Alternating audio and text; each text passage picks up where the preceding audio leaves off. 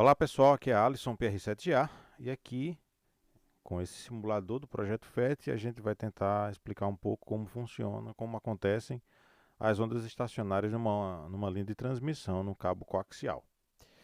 E a gente vai imaginar o seguinte, desse lado a gente vai ter um transmissor, entre o transmissor e este lado que vai representar a nossa antena, há um cabo coaxial e nesse cabo coaxial irão trafegar sinais eletromagnéticos, que é a potência do transmissor. E a gente vai ver o que é que acontece em três situações. A primeira situação que a gente vai ver é numa antena ideal. Numa antena ideal, a impedância dessa antena é igual à impedância do cabo coaxial, que por sua vez é igual à impedância do transmissor. Quando isso acontece, a gente diz que a linha está casada, que a total transferência de potência entre o transmissor e a antena, e toda a potência do transmissor ela é irradiada pela antena. Nessa situação, não há a formação de ondas estacionárias, porque as ondas estacionárias são exatamente a relação entre as ondas que vão numa direção com as ondas que retornam por terem sido refletidas pela antena, ou seja lá o que estiver desse lado. No nosso caso, a gente vai investigar apenas situações onde há uma antena desse lado aqui. Então vamos lá. Primeira coisa é a gente vai simular uma corda infinita, né?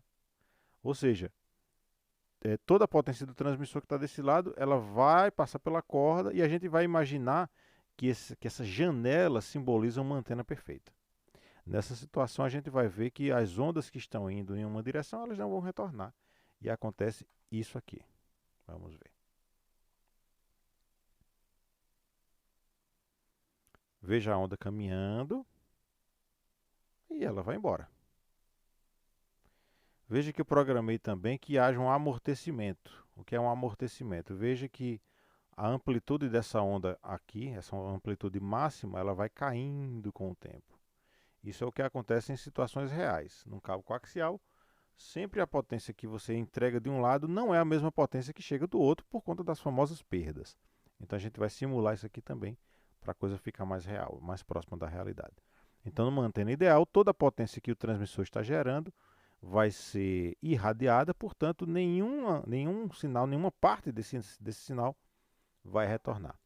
E agora a gente vai ver a segunda situação, que é uma antena totalmente descasada. Mais especificamente, como se ao invés de uma antena deste lado, a gente tivesse um curto-circuito, né? Digamos que a sua antena, sei lá, você deixou um fio mal isolado e um encostou no outro, ou seja, o condutor interno encostou na malha. Quando isso acontece, né, nenhuma potência vai ser irradiada. E se a potência está chegando naquele ponto e ela não é irradiada, ela vai ter que retornar porque na física, no universo, não existe energia que desaparece. Né? Então, se ela não pode ir por um lado e ela não vai ser dissipada de alguma forma, ela tem que retornar. É isso que vai acontecer a partir de agora. Eu vou parar aqui, eu vou mudar essa outra situação, que veja que do ponto de vista do simulador é como se a corda estivesse agora presa num dos lados, né? Do ponto de vista da nossa analogia, isso aqui simboliza um curto-circuito. Vamos lá ver o que é que acontece. Veja que a onda vai caminhando, belezinha.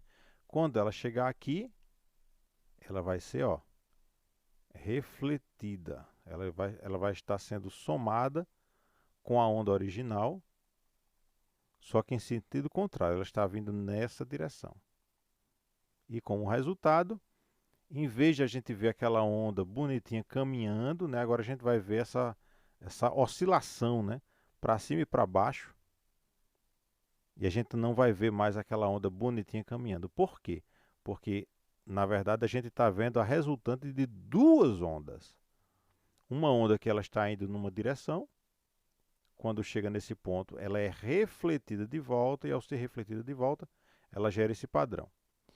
Matematicamente, a relação de ondas estacionárias é a relação entre o sinal em a máxima potência, a máxima no ponto máximo de tensão, na verdade, né? Na verdade a gente está falando de tensão. E o mínimo de sinal, veja que o sinal geral ele está caindo, né?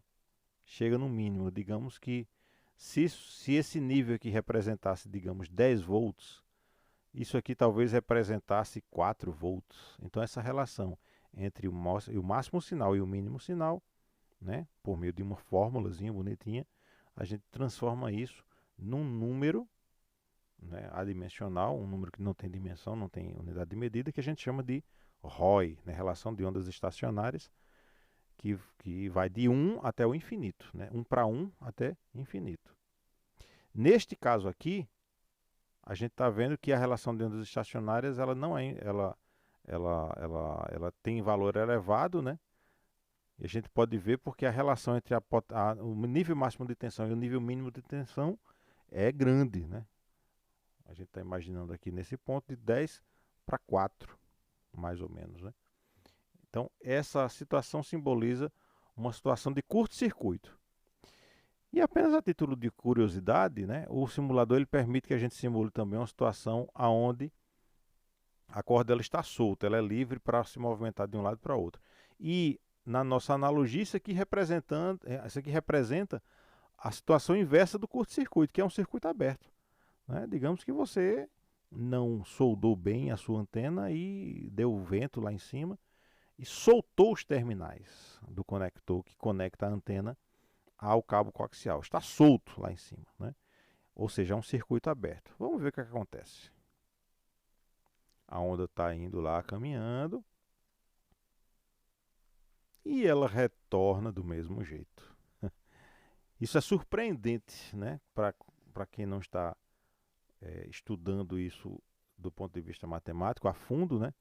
Porque na nossa cabeça um curto-circuito deveria ser diferente, né? O comportamento de um curto-circuito deveria ser o oposto de um circuito aberto, mas do ponto de vista da ondulatória é exatamente a mesma coisa, né? Tem uma pequena diferença na análise de matemática, mas no final das contas o resultado é o mesmo. Uma onda refletida e que provoca, né, essa dança, né?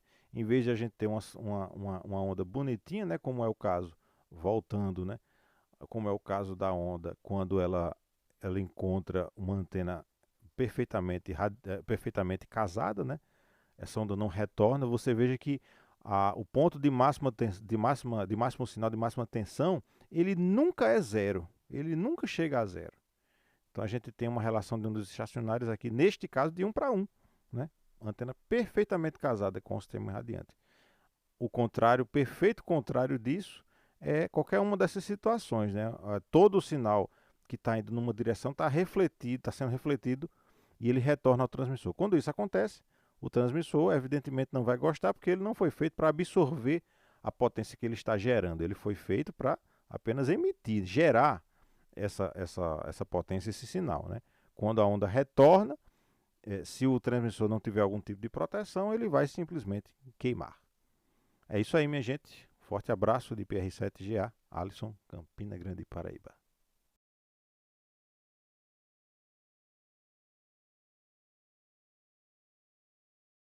Muito bem. Estamos aqui mostrando aos colegas o rotor Nilpa, que foi bolado em 1968 e fabricado entre 1970 até 1973. Este é o rotor Nilpa. Bem simples. Aqui a roça dos ventos, né? Nós já vamos dar uma olhada no funcionamento, mas antes vamos dar uma olhada na composição interna. Nós temos aqui um eixo de aço, uma coroa de aço acoplada a uma sem fim de aço com seus rolamentos e acoplado um motor de limpador de para-brisa de Fusca, que era o motor mais barato na época. E o circuito eletrônico extremamente simples. 2 transistores, alguns diodos, ponta retificadora para o motor limpador para-brisa. Nós temos embaixo do eixo uma esfera de aço.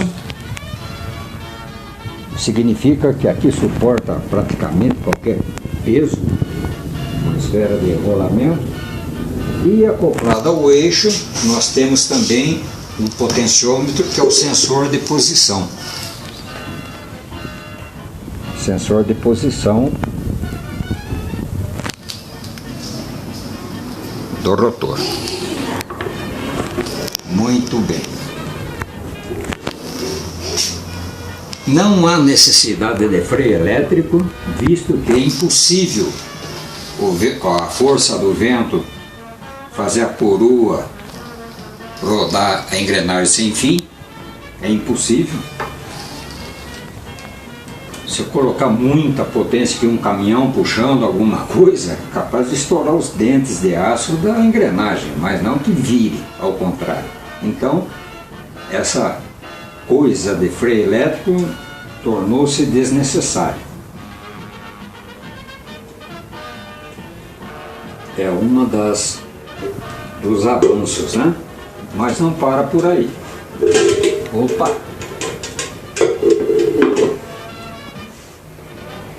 Esse tem um retentor de borracha internamente. Aqui tem elevação para evitar a entrada de água de chuva, a vedação. E vamos acoplar então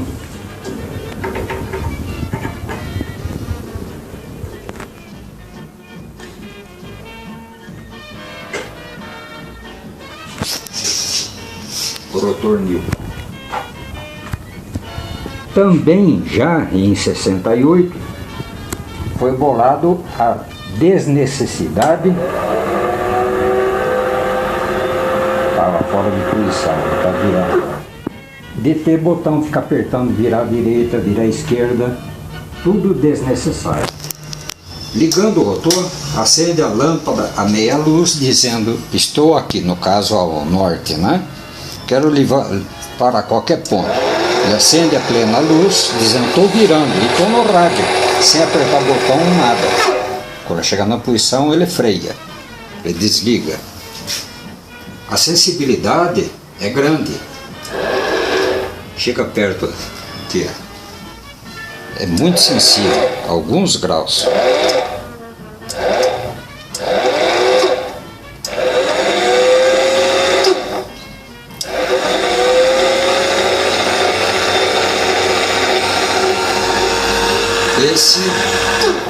Aí não dá nem para observar o motor virando, o rotor virando.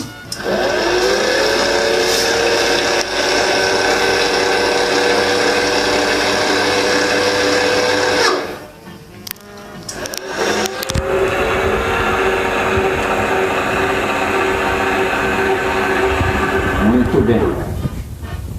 Esse é o rotor Newton, que foi bolado em 1968 e fabricado de 1970 a 1973. Era coruja, mas não era radioamador ainda. E um dia, um radioamador lá de Sorocaba, que fazia muito DX, apareceu na minha casa com um rotor americano para consertar. Disse que eu consertava qualquer coisa, então se eu conseguia consertar aquilo, que tinha mandado para São Paulo, mas não consertaram. Mas bom, deixa aí, vamos ver. Quem sabe eu consigo, eu não conheço isso, né? Aí, acertei o rotor, mas decepcionado. Fiquei decepcionado. Eu estava habituado com coisa complexa, né? E aquele negócio de ficar apertando o botão, esperando a antena chegar na posição para depois soltar o botão. Pensei, que coisa mais antiquada. Eu já pretendia ser radioamador, falou, quando for radioamador vou fazer um rotor automático. E foi foi assim a ideia de fazer o rotor, né? E fiz o circuito dele extremamente simples. Muitos deles foram aí para o Nordeste, viu? Muitos deles foram aí para o Nordeste. Mas isso aí por 1970, 70 e pouquinho, já deve estar... Tinha o ponto de desgaste dele, era um potenciômetro de fio de 10.000 ohms, ficava um no comando e outro lá no rotor. Aliás, o que está movimentando a antena aqui, que está agora aqui para o norte, é um rotor Nilpa. Mas nasceu assim, foi um desafio de... Aliás, o protótipo que eu fiz, eu mesmo tornei as engrenagens, fresei as engrenagens, fiz inteirinho. O protótipo ainda vira minhas antenas lá em Sorocaba. Este que eu tenho aqui, que está aqui virando minha antena, já era da fabricação em série. É isso aí, Dom Alisson. Mas a vida inteira envolvido com essas coisas, viu? PY nada. DR7 Golf Alpha, PY2 Eco e Yankee Eco. Evidente, quando eu cheguei em casa, tinha dado uma ventania, dobrou o cano. E tinha lá uma parabólica enorme, de 4 metros de boca. A única antena que eu vi na vida e que eu fiz para 2 metros. Uma parabólica para 2 metros, na ponta do cano. Embaixo uma 3DX3. E não podia descer o cano pela torre. Então eu não podia serrar o cano também, que ia moer tudo lá embaixo. E o telhado também. Então levei essa escada doméstica de abrir para desmontar a 3DX3. E um vizinho tirou essa foto, que essa é Alisson. É que a Gradiente, antes de chamar Gradiente, chamava IGB Control. IGB Control. Fabricava rádios para a polícia, para o exército. Era o nome da Gradiente, era IGB Control. E eu fiz inspeção, ensaios em equipamentos na IGB Control, que era, depois virou Gradiente, que é CL IGB Control. Deve ser a IGB Control. Fica lá no bairro sul lá de São Paulo, esqueci o nome agora. Era IGB Control, fazia equipamentos de rádio aí para o exército, para inclusive os rádios do metrô, também alguns. IGB Control. Deve ser, fabricava também repetidoras, que tinha uma extensa linha de produtos. Trabalhei nos Estados Unidos, trabalhei na França, na Suíça, em Puerto Rico, mas sempre com coisa relativa a trilhos, a trens, que é série, parte elétrica e eletrônica. Então você é músico, tecladista, que beleza! Eu adoro música, eu adoro instrumental. Você sabe, eu gosto muito de música caribenha. Eu gosto, por exemplo, antigamente o Pérez Prado, né, que já se foi. Também gostava muito de ouvir Glenn Miller, gosto ainda de ouvir Glenn Miller. Atualmente tem alguns conjuntos, por exemplo, aí da Colômbia, como até aquele Sonora Carroceles. Eu adoro ouvir o contrabaixo que acompanha a música, né? A parte de percussão, o pianinho escondido lá no fundo, os pistões. Eu adoro música. Eu não sou muito de música cantada. Eu gosto de instrumentos, de ouvir. Se bem que não entendo nada de música, só gosto. DR7 Golf Alpha, PY2 Eco Yankee. Sábados, na casa de seu primeiro estéreo. Bom, muito bem. E eu lembro que eu pegava, por exemplo, lá um long play do Glenn Miller, ou do Pérez Prado, enfim, Edmundo Ross, tem um monte de orquestras. E eu via uma, duas vezes, daí eu punha de novo a agulha no começo, começava a música, eu fechava o volume e ficava na memória, acompanhando na memória. Quando estava no fim da música, na memória, eu abri o volume, eu estava exato em cima do trecho da música. E eu ouvia cada instrumento de cada vez. Eu ouvia aquela faixa, só prestando atenção no contrabaixo. Depois a mesma faixa, prestando atenção no pistão, né? E assim foi. Eu adorava e adoro música até hoje. Então hoje, por exemplo, meus filhos gostam de música, para mim é um barulhão, que não dá para se discernir os instrumentos, né? Eu gosto de prestar atenção em cada instrumento, por isso que eu ouço várias vezes a mesma música. E hoje, aliás, está um CD no meu carro aqui no sítio, é dessa Sonora Carroceles da Colômbia. Tem uns instrumentistas lá que eu vou te contar, viu? Vixe Maria, todos eles muito bons. Bom, Alisson, o papo está muito bom, mas a propagação está muito incerta. Daqui a pouco a gente não consegue mais falar. Foi muito legal o bate-papo, bem diferente desse só bom dia, boa tarde, tá sol, tá chuva. Batemos um papo de assunto variado. Tudo de bom para você, para toda a família. Aproveita bem aí fazer o curso, a fazer engenharia elétrica. No final de carreira era gerente de uma firma aí